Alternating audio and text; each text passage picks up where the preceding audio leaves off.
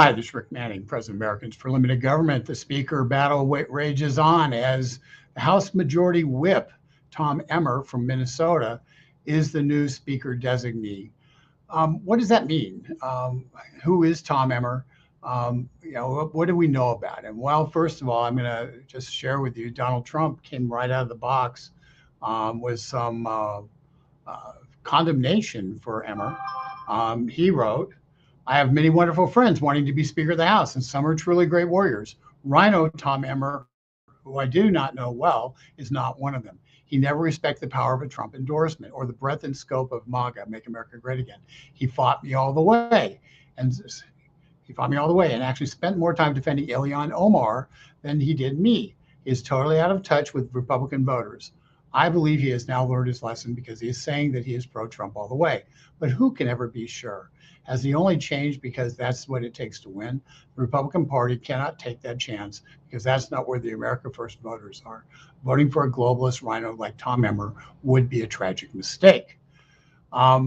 So before that came out, Emmer was about 20. There are 15 to 20 Republicans who stated on the record they weren't going to vote for Emmer for Speaker, meaning he was dead in the water as a candidate. He doesn't have the votes, and it's unlikely he'll be able to get the votes. I'm going to tell you, Americans for Limited Government, I have a reasonably good relationship with the Emmer office. I've never been over there, but via email, I send them what stuff we put out. We go back and forth on it. Sometimes they're mad about things we're doing. Other times they're very happy with what we're doing. And so we've had times when you end up yelling at each other. We've had times when there's attaboys. But the fact of the matter is, there's a relationship. So in some respects, from that relationship standpoint, it's actually, we'd be talking to the guy if we're speaker. But the fact of the matter is, he's not a conservative. He's actually the guy who replaced Michelle Bachmann in Minnesota, and you couldn't find a different person than Michelle Bachmann than Tom Emmer. Tom Emmer is very much establishment. He is very much, like a lot of whips. He's a K Street guy. And he's got a history that kind of predates any of this. When he was running for the whip position, it came out, and here's an article from 2022. When he was running to be the whip, it came out that he was, in fact, by the national traveling spokesperson a decade ago for the National Popular Vote Initiative. Now, the National Popular Vote Initiative was supported by George Soros, and the objective was to eliminate the Electoral College. And, Tom Emmer was running around the country giving a Republican face to a very bad idea, an idea that, just to tell you what the national election process, California and New York, Donald Trump, according to the final tallies, lost by about 7 million votes. Million votes. So you basically negate the 48 other states. You just say, okay, everybody else can be even. What does New York and California have to say? And states with very lax election ballot tracking systems are in fact in charge. Let's just talk. Once again, we're going to go into the weeds on this. I know we want to talk about Emmer, but I just need to show you why this is a bad idea, and how Tom Emmer is somebody who's a person who had the gravitas to be the national spokesperson to go around for this initiative that, once again, George Soros funded. It's this effect. The reason it's so difficult, and this is something so you can use it when you're talking about the Electoral College, which is kind of a dry subject, but I just want to go through a couple of little things. And then I'm going to talk about what an Emmer speakership means, but I'm going to take 2 minutes to do this so you can see it. California, okay, it was 11.1 million to 6 million votes in California. So there was a 5 million vote difference in California alone. So let's just look at what happened and then you do the popular vote counter, and you can go down here and you see that with 5 million in California, and then you go down to New York, and you can see that the difference in New York was over 2 million, about 2 million. And so between the two of them, that's your difference. So California and New York were the difference. I want to look at one county in California, that's LA County. And I want to look at, not because I long time ago, the last political campaign I ran in California was an LA County campaign. But in fact, I went to school at USC, so I know LA County a little bit. But the Judicial Watch sued LA County back in like 2017, 2018, and ended up coming to LA County agreed in 2019 to purge as many as 1.5 million inactive voter registrations. Okay, 1.5 million inactive registrations. That's what they agreed to do. And they said that because they hadn't, California nor LA County had purged their rolls for 20 years. For 20 years. That means even though I last voted in California in 1982, it's very possible that I'm still on the voter rolls in California. I guess I need to check. But they hadn't purged the rolls in 20 years, at least. So they had a lot of inactive voters. Why did that matter? Why did that matter? Well, it mattered for a very simple reason. Because California mails ballots out to people. You don't have to, this isn't a system where you're requesting an absentee ballot. They mail ballots out to people. You get a ballot mailed to you, whether you ask for it to be mailed to you or not. If in LA County alone, there were 1.5 million ballots that were being mailed, there's not much ballot control there. So they were going to take these people off the rolls. So, or whoever they were. So now I'm going to just show you what that means. Here's registered voters, LA County. And I'm going to just expand this so you can see it better. Boom, let's see if I can go down there and make it bigger. No, that doesn't work. I'll stay there. I'm going to make this bigger.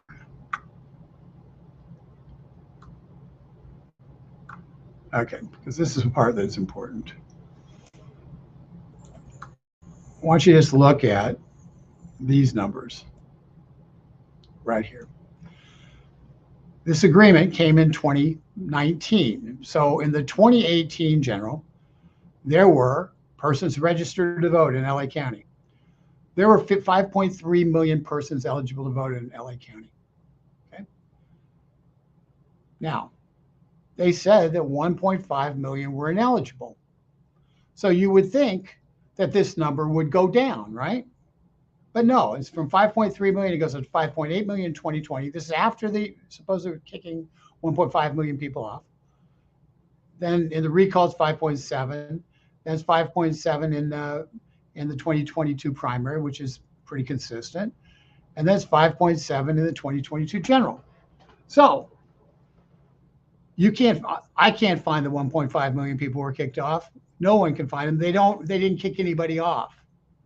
And yet, with 1.5 million ineligible voters, how many people actually voted? Okay, what was the total votes cast in the 2022 general? You had 2.4, supposedly 2.4, hold on, is this right? 2.4 million votes cast. Now, actually, no, here's the votes cast. Okay, voter turnout, they had 4.3 million votes cast. Okay, this is the 2020 general election, 4.3 million votes cast out of 5.7 total registrations. Okay, no, I'm going to grow that, make that bigger so you can see it. Okay, total registrations, final data from November 2020, this 2022 election, 5.7 million total registrations. Voted 4.3. So you only had 1.4 million people not vote. They didn't take anybody off the rolls of 1.5 million people who were not eligible. And yet, and so of the people who hadn't done anything for 20 years, were absent for 20 years, apparently they, everybody else in the county, every other person in the county voted. Every other person in the county voted according to this, their own data. So do you really want a county, LA County, which is the biggest county in the state? Do you really want LA County determining who wins the national election, who by popular vote, when it just simple math doesn't work with their vote totals? So, you know, I continue to be dumbfounded, but Tom Emmer is aware of the voter insecurity problems. Tom Emmer is aware that when you don't have when you have postcard registration and you don't have any verifying of who people are. In California, you can use to be able to validate that you live where you live, you can send in a electricity bill, a utility bill, as proof that you live where you live. It's not proof that you're eligible to vote. I don't really care about that. Oh, do you live where you live? Oh, here's a utility bill. Oh, okay, we'll register you to vote. We'll give you a driver's license and register you to vote. That's how California does it. It's the least secure system in the world. It wouldn't be used. Nobody would accept a system if we were monitoring elections anywhere, you know, around the world, which we do. Nobody accepts this system. And yet we want to let California, with their system that is designed for fraud, to dictate who the president is by the popular vote. You have to be nuts to think that. Yeah, apparently Tom Emmer does. So that's the challenge that you have with Emmer on just that one issue. I wanted to make it so you could see what I wanted to see what that issue is about. But now I'm going to talk a little bit about one of the things that's at stake. If Tom Emmer has to be working across the aisle, so to speak, to pass legislation, and he's one of those ones who would be likely to do so, at least semi-likely to do so. And he's going and he's saying, hey, I need votes of Democrats to pass, let's say, appropriations bills. What are the Democrats going to ask in exchange? Well, they're going to ask to eliminate any, have as much as possible in terms of spending. But more importantly, they're also going to say, well, I guess not more importantly, but almost as importantly, they're going to say, this Biden thing, we need to let it go. This is in the wake of the discovery that Joe Biden received a check for $200,000 from his brother, Jim Biden, on March 1 of 2018 for so-called loan repayment. The same day that this check was written to Joe Biden, Jim Biden got a check from AmeriCorps Health Services for $200,000. It was a direct pass-through from AmeriCorps to Joe Biden. And why he wrote loan repayment at the bottom, there's no evidence, that's a question. Well, what did he owe money for? But Jim Biden went around and sold himself as being Joe Biden's top fundraiser, and he as having access to Joe Biden. That was what he sold. So when you talk about some of the chicanery, some of the corruption, somehow we have Joe Biden gets paid $200,000 as a direct pass-through from AmeriCorps Hospital Corporation, and AmeriCorps was a struggling company that held interest in a number of hospitals, and when it ended up going out of business with lawsuits all around for mismanagement of their funds. And so, what were they doing with Joe Biden? Well, they're helping. He helped bail them out. He was not vice president in 2018. But they're hoping he would bail them out and help them make some things go away. And it certainly wasn't, they didn't hire Jim Biden because of his healthcare expertise. He didn't have any. So it's another Hunter Biden situation, just as with Joe Biden's brother doing the exact same thing, straight pass through. So are we going to get to the bottom of this? Are we going to get to the bottom of the multitude of Joe Biden corruption eruptions that occur, where his entire family's on the take from around the world, and the only thing they've got to sell is Joe Biden? Well, the answer is up in the air with Emmer. He can say what he wants, but when he has to trade, when he's not, if he's got to trade with the Democrats to pass stuff, he's not going, the thing he's going to end up killing is this investigation. It's the one thing they'll ask for. So the upshot of this is we now are in a position where the Republican majority is once again at stake, and it's being fumbled away. And if Emmer doesn't get the votes, and I don't believe he will get the votes, there's going to be a series of votes inside the conference. He's trying to work it inside the conference to see if he can get to 217, but I don't think he can. But if he does, then he'll have an ability to govern.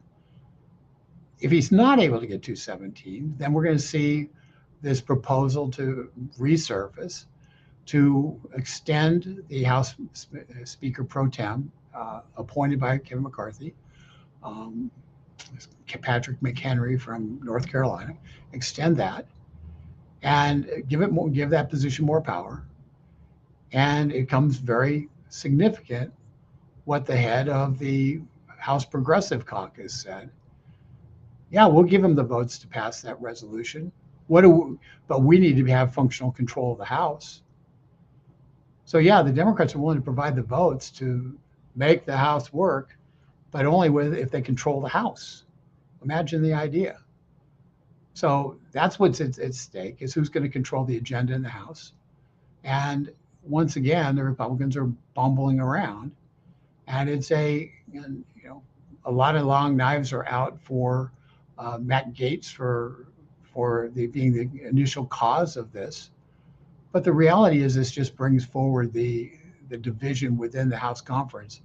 And quite honestly, it shows that Kevin McCarthy was a pretty good speaker and that he was able to stop this from blowing up a long time ago. But that's where we're at. It's hopefully we will not be sitting there for a whole week with Emmer, trying to get votes. He'll discover soon that he can't get to 217, or that he can.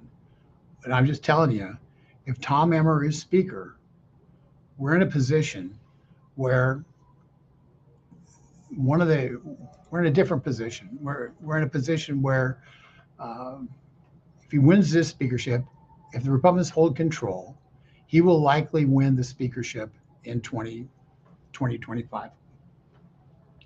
And as speaker in 2025, assuming the Republicans hold control, as speaker in 2025, assume Donald Trump wins the election, Donald Trump will not be he'll be dealing with somebody who's a lot more like Paul Ryan and a lot less like Kevin McCarthy. Kevin McCarthy stood up and defended Donald Trump. So Kevin McCarthy protected Donald Trump. What Paul Ryan did is he undercut him legislatively and made certain that Donald Trump had to support the Ryan legislation agenda rather than Ryan supporting the Trump legislative agenda.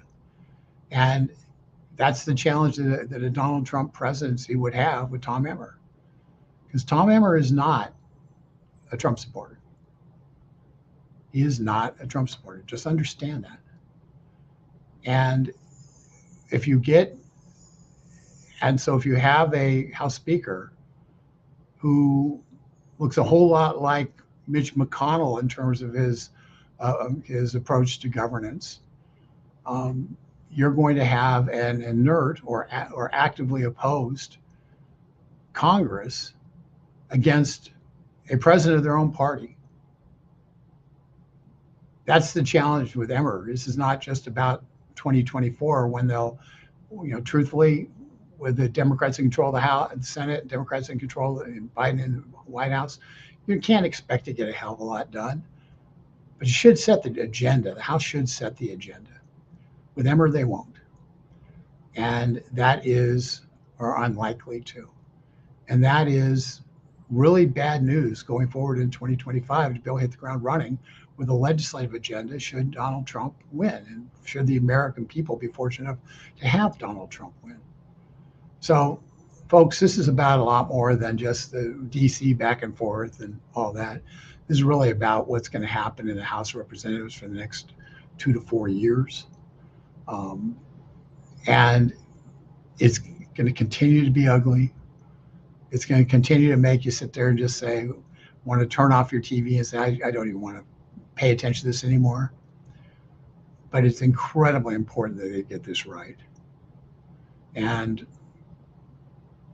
it's really, really hard for the Republican Party when the elected elites are at war with the people who elect them. And effectively, that's where we are. And that's where, and Tom Emmer is an example of the elected elites, the people, and the people who fund them, who really don't like the people who vote them into office very much. And that's a problem. You can't have a House divided. And that's what we see in the difference between the electeds in Washington, D.C. and their funders, and the grassroots and the ones who work to get them elected. And when you have that division, it's really, really hard to get anything done. So, folks, that's the situation. I'm going to go to the chat now and see what people have to say. Let's see here. Let me go from the bottom up.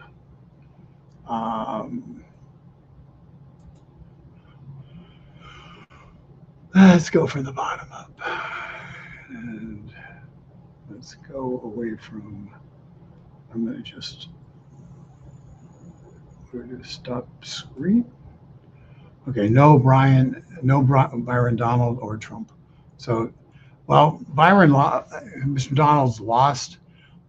He made it pretty far in the process, but he did not get the votes in conference to get a majority of the House Republican Conference, and consequently, he's not the designee.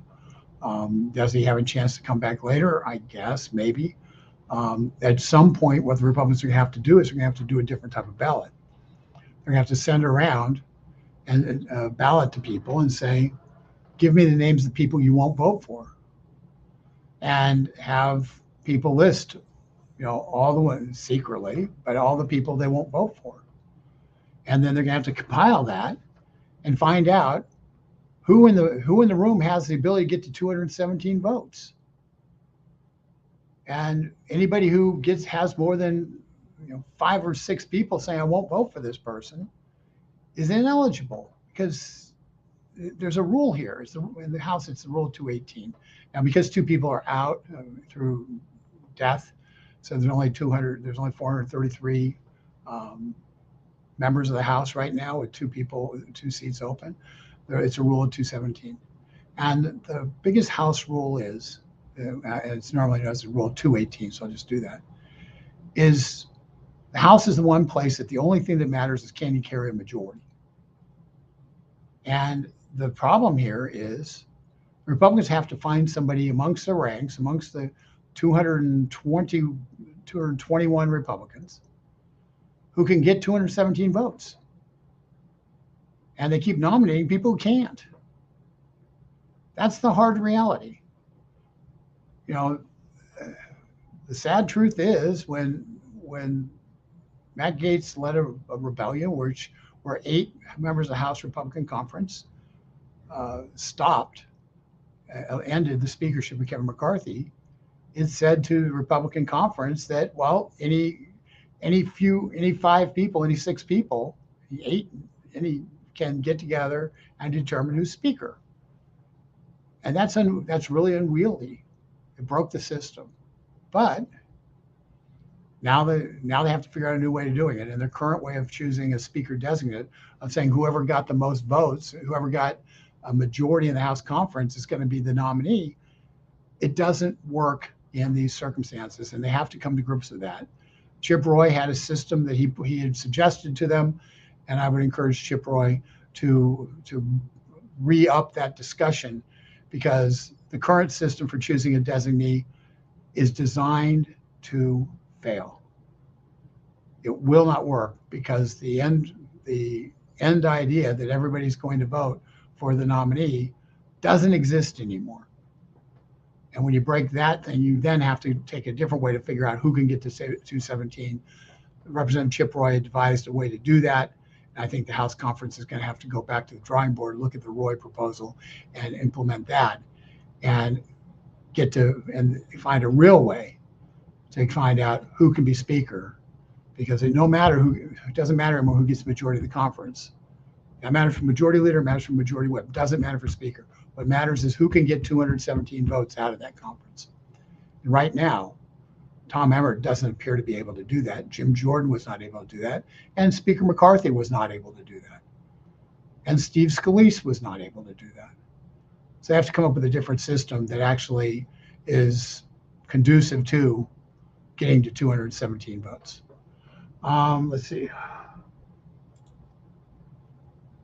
People know who we want. The people making our decisions for us are not listening to us. They go on vacation. Terry, you're right.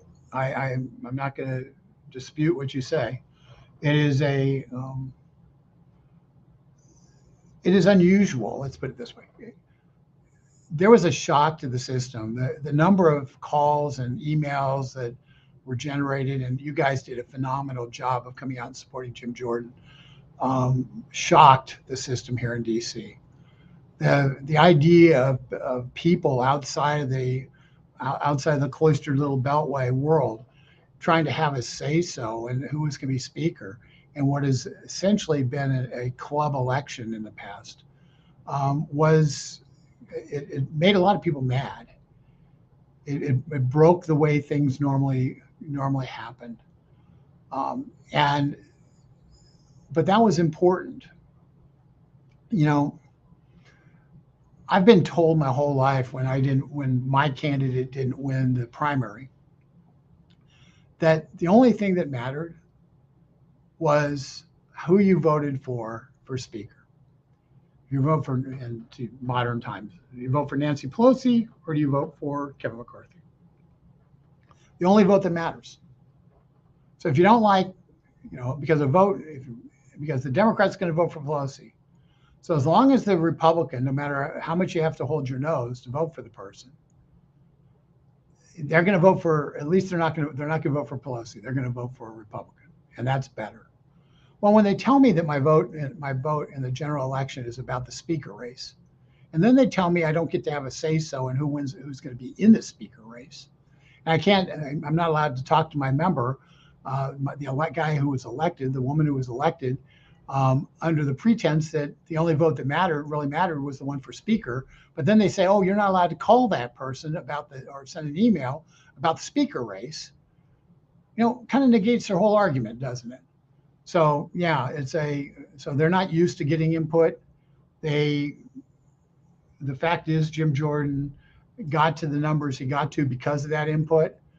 But subsequently, we've heard people like Representative Don Bacon from Omaha saying, the whole reason Jim Jordan did get the votes was as retribution against Matt Gaetz.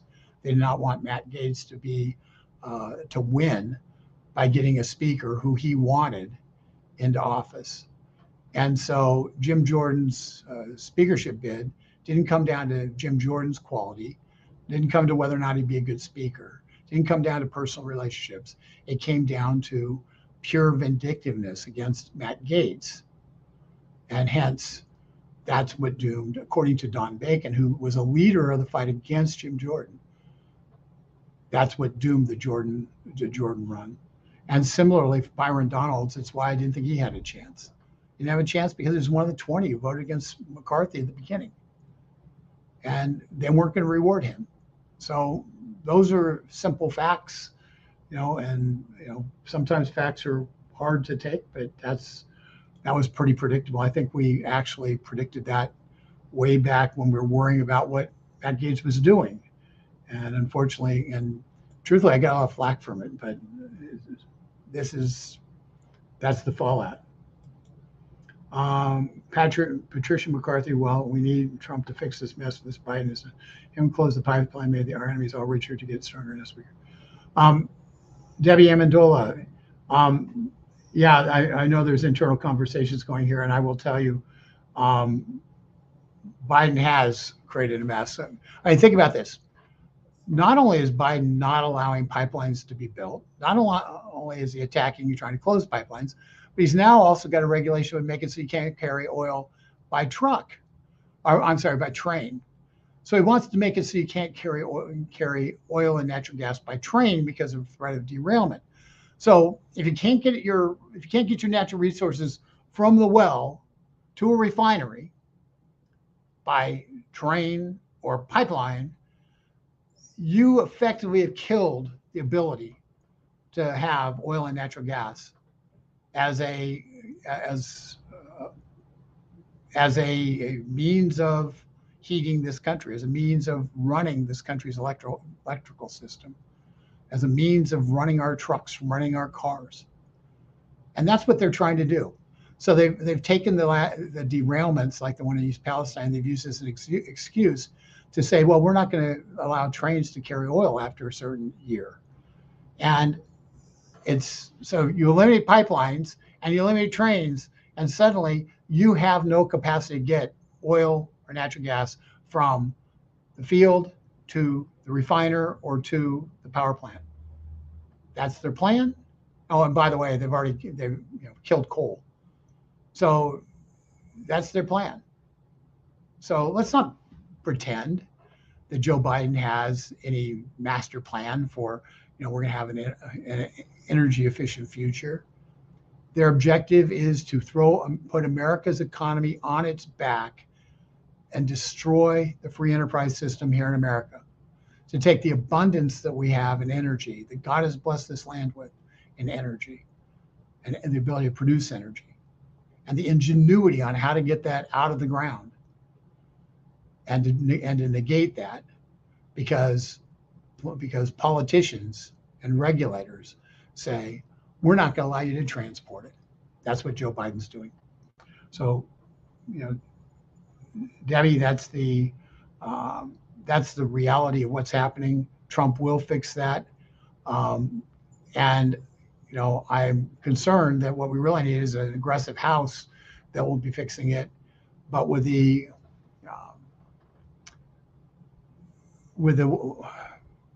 but unfortunately, the House Republicans don't have a majority even on this issue, because too many House Republicans have bought into the whole ESG investing stuff, and and are really anti-energy. And until we have to elect Republicans who not only have an R next to their name, but we have to elect Republicans who are going to stand for an energy independent future, and are going to fight against the crazies on the left who want to destroy our economy. So that's why we spend a lot of time talking about energy here at ALG. And you can read more if you go to getliberty.org, or more important, dailytorch.com, because we have energy pieces that come up quite often, basically because of this very issue. It is the fundamental attack. Attack on energy is the fundamental attack on our economic well-being. Florida Girl, how are you? I haven't talked to Florida Girl in a while. Let's see what we got. Florida Girl, our voices do not mean anything to them anymore. This situation among many is proof positive they are no longer working for us. What a tragic situation we're in. Embarrassing. Florida Girl, I'm going to tell you a secret. They've never been working for you. I used the Joe Biden method. I whispered. I mean, so many times I would be up on Capitol Hill talking to people who were ostensibly Tea Party Republicans, but who weren't, and just saying to their staff, go get your election brochure. Take a look at your election brochure. What did you promise the people? Take a look at your campaign website. What are you promising people right now you're going to do? All I'm asking you to do is do what you said you'd do when you were running for election. Seems like a pretty easy thing to do. But time and again, people get back here, and the campaign rhetoric gets replaced by the quote unquote reality that's put forward to them. And as a result, People say, well, I'm just going to sit back and wait 20 years so I get my turn. And, you know, no more. If they don't do the job, they need to be primary and they need to be out. And I don't care if it's, it could be a Don Bacon. It could be, it could be people who are sitting in strong conservative seats who aren't doing anything. I can name some names, but I won't right here. But we've got a lot of Western Republicans who, quite honestly, have no excuse not to be really aggressively supportive of a pro-America agenda, and they quite honestly aren't. They're MIA in the fight. They're just kind of establishment rubber stamps, and it's disconcerting. So yeah, the Florida girl, I'm sorry, but a lot of these guys never were actually working for you. They just gave really good speeches on YouTube, angry speeches on YouTube against something that went viral and made people think they were on your side. And fighting, I always say in the Senate, we've probably got 12 really good senators. But unfortunately, but you have to piece together 20 different Republican senators to get to the 12, because some are really good on some things, some are really, but not good on other things. So you're not, Mitch McConnell, right? It was challenged for the minority leader slot, and Rick Scott, I think he got 11 votes. So that tells you what you need to know. Tom Emmer, who, House Majority Whip, he ran against a conservative. He ran against a conservative when he first ran for whip, and he won against a conservative with this Congress. So a majority of the members of the House prefer Tom Emmer. Prefer Tom Emmer to a conservative alternative, even with Kevin McCarthy being the speaker.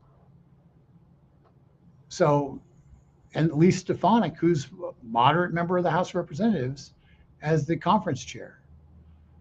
There was no room for another conservative in the leadership seat. That's what a majority of this House Republican Conference believed. It's how they voted. And quite honestly, the McCarthy leadership PAC, spent their money on people who were going to vote that way, which is the real root of why they wanted to take out McCarthy in the first place. Is McCarthy was using the corporate dollars that he would collect to elect the more moderate Republicans and neglecting the conservative ones, and making it so the conservatives died on the vine with no money and the moderates got fully funded. That was the real battle about McCarthy, was funding the primaries. And all votes are all deals are off the table now. And so when we see these primaries coming up, there's going to be a lot of money spent in these primaries.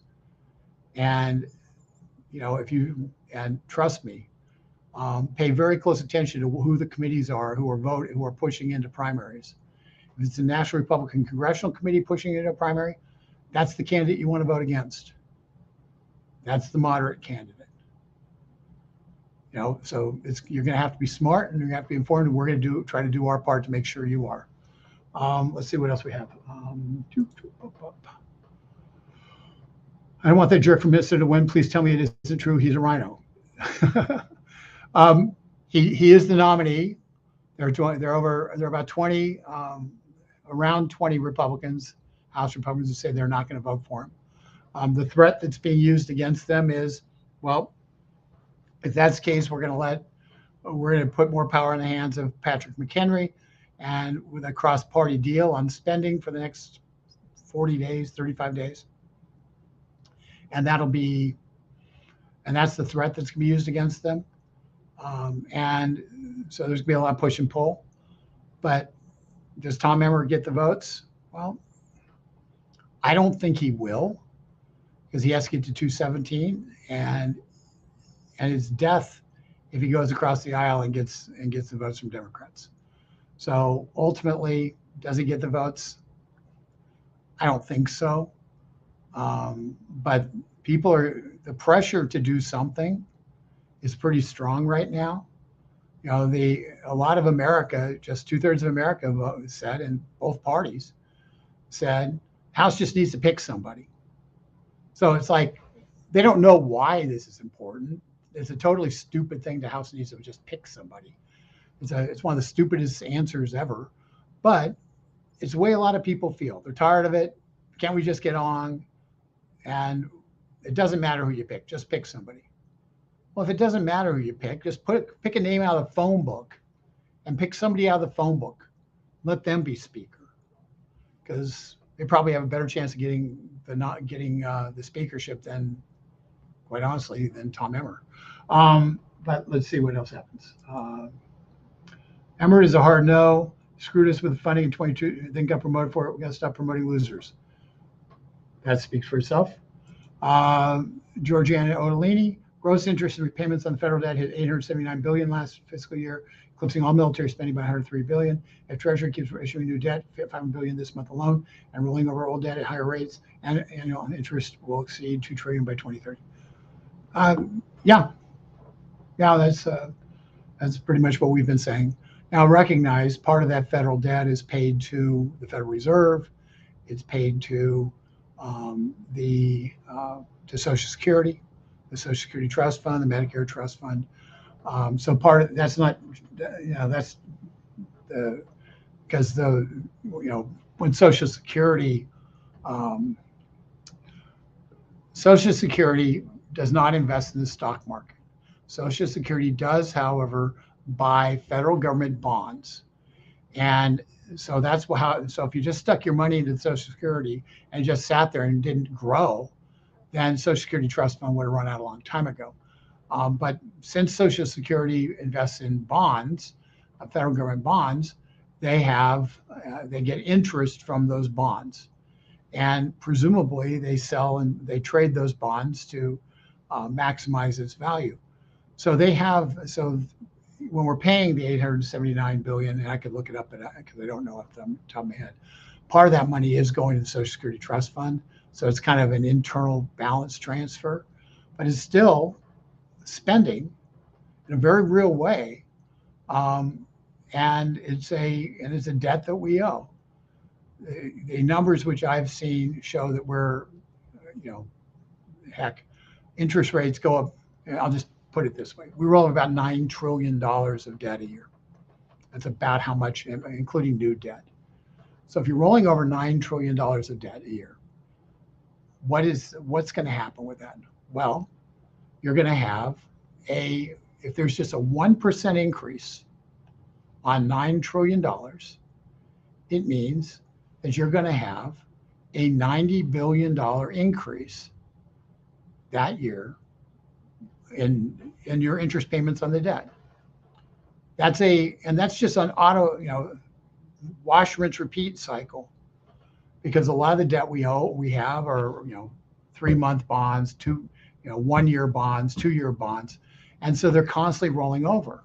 One of the things that former New York Times editor Barry Weiss pointed out in a letter she sent, saying, Donald Trump was right about an awful lot of stuff, and we were stupid not to.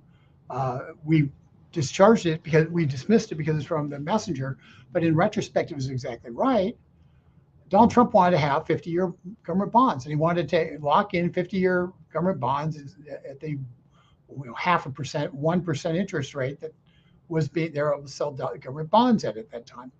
So he wanted, essentially, as opposed to having short-term bonds, he wanted to go with super long-term bonds, with 50, 100-year bonds, and lock in a 1% interest rate with a lot of the debt that we were accumulating. That's what he wanted to do with the debt that they accumulated during COVID crisis, is make it, basically finance it at a very, very low interest rate. And the left cried and said, no, we can't do this. And it didn't happen. And today we're paying that price. It's not me talking. This is Barry Weiss, former New York Times editor, who is fired because she had the misfortune of thinking that both sides should have an access to their opinion page, and so she got fired. And now she's come to realize that her friends on the left have abandoned any sense of principle, and she's looking around what people on the right have been saying, wait a second, they're right. A lot of things Donald Trump said were right.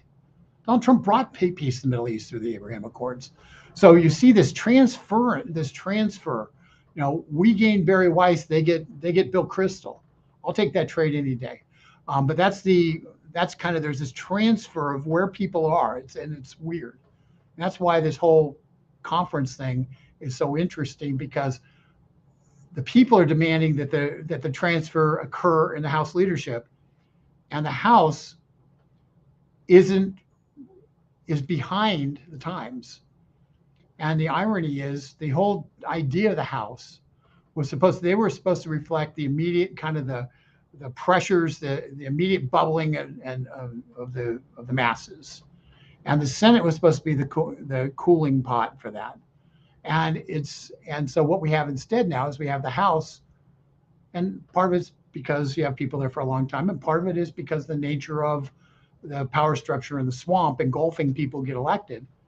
But the nature of the House is now that they are also part of the problem, whether they're on the right or the left.